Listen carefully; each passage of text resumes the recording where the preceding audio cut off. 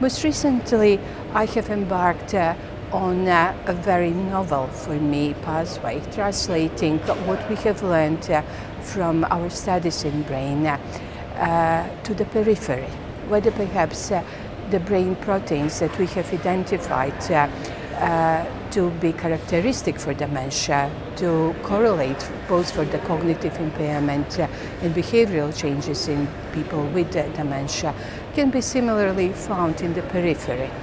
For that, we have been really fortunate, and we have identified several of them to be found in blood cells, such as platelets, erythrocytes, and also some of them are found in the plasma. So my work over the last 10 years, I would say, has largely concentrated on the identification of these proteins, quantifying them, and putting them into a meaningful clinical translative work. So far, we have identified several proteins, especially in platelets, that appear to be closely related to the extent of memory problems in older people.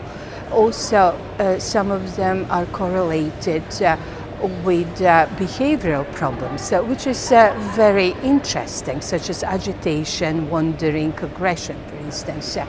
And some of them, for instance, also seem to correspond to the improvement that we see once our patients are started with the currently available anti-dementia drugs. So the aim of the work is, in fact, to translate these laboratory findings to routine clinical practice. What does it mean? That will mean that we will be able to have in near future maybe a small handheld gadget that can be available not only to secondary and tertiary care, but also to primary care physicians. The idea is basically to have a gadget similar to what we are using for detection of blood sugar measurements.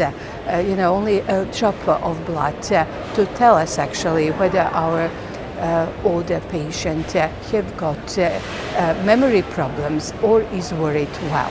So the idea is actually that using this technology, multiplex ELISAs or electrochemical assays that we are currently developing, we would be able to modify the current diagnostic pathway of dementia. And many people who are worried about whether they're becoming demented, have memory problems, can be reassured very early on that they're only worried and they haven't got serious memory problems.